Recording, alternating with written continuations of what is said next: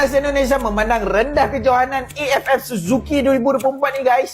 Dah tak ada apa lagi yang tinggal untuk negara kita.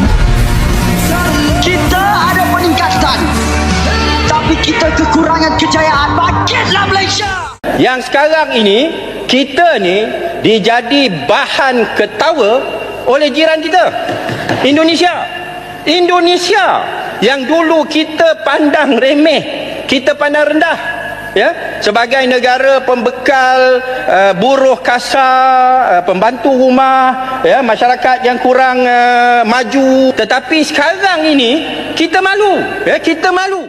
Di media sosial belakangan ini, yaitu tentang perseteruan ranking FIFA antara Indonesia dan Malaysia. Buat kamu yang sering mantengin berita sepak bola, pasti tahu dong kalau beberapa waktu terakhir ini ada perdebatan seru antara netizen Indonesia dan Malaysia soal posisi di ranking FIFA. Tapi tenang, teman-teman, di video ini kita akan bahas secara santai tapi tuntas. Jadi, pastikan kamu nonton sampai habis ya. Jangan lupa untuk like, comment, share, dan tentunya subscribe kalau belum. Yuk, langsung aja kita mulai pembahasannya.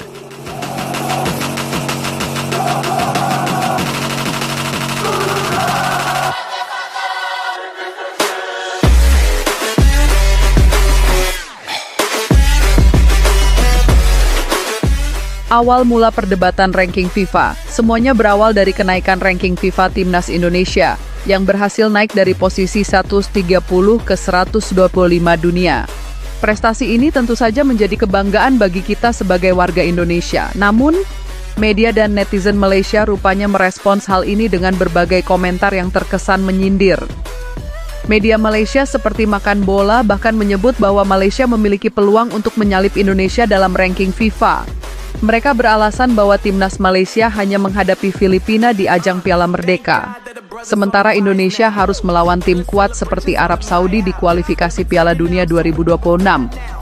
Nah, dari sinilah perdebatan dimulai. Netizen Indonesia yang awalnya adem ayem, tentu saja tidak tinggal diam setelah nama Indonesia disinggung-singgung.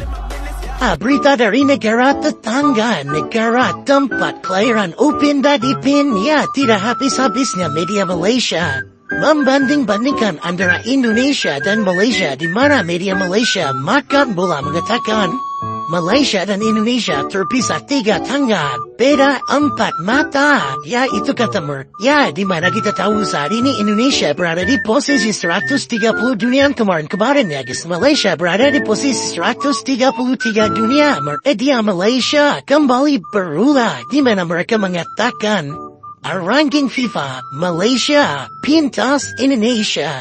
Nah, hal ini terjadi karena mereka mampu mengalahkan ya, di mana gol dari Safawi Rashid membawa Malaysia lolos ke final Piala Merdeka, Piala Tiki Serangga.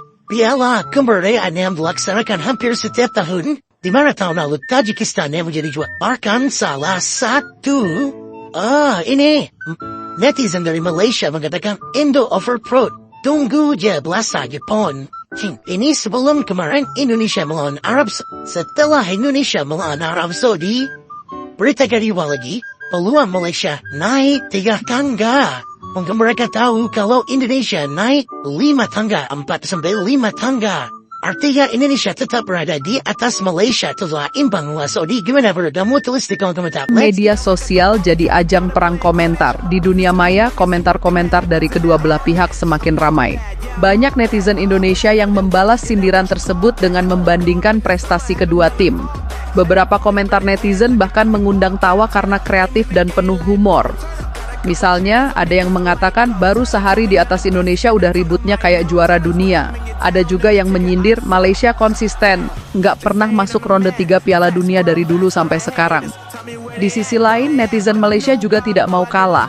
Mereka beranggapan bahwa kemenangan melawan Filipina di Piala Merdeka akan cukup untuk mengungguli Indonesia. Namun, fakta bahwa Piala Merdeka adalah turnamen kecil yang sering diikuti tim-tim non-unggulan membuat klaim tersebut menjadi bahan lelucon di kalangan netizen Indonesia. Menyedihkan sekali kau, Dek. Dulu nggak dipahamkan, sekarang masih nggak paham-paham juga. Bang, udah timnas jadi segala kelompok umur pada jeblok, federasinya anti kritik. Good luck deh, katanya. Kraimor, berkata dia nangis lagi ya.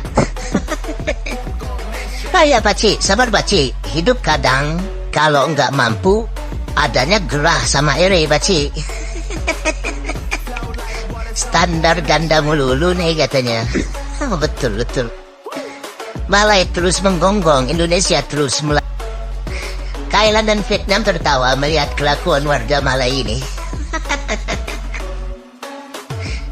Dahulu tidak pernah masuk ronde 3 Piala Dunia, sekarang masih tidak masuk ronde 3 Piala Dunia. Konsisten, pakcik.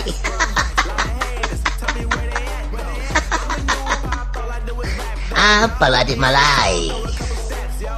Dahulu congkak, sekarang sama, tapi nggak sadar udah kalah segalanya.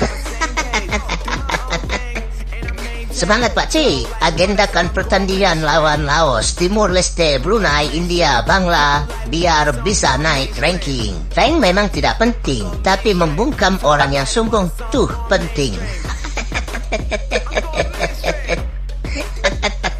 Baru di atas Indonesia sehari udah ributnya kayak juara dunia. Besoknya ditinggal jauh.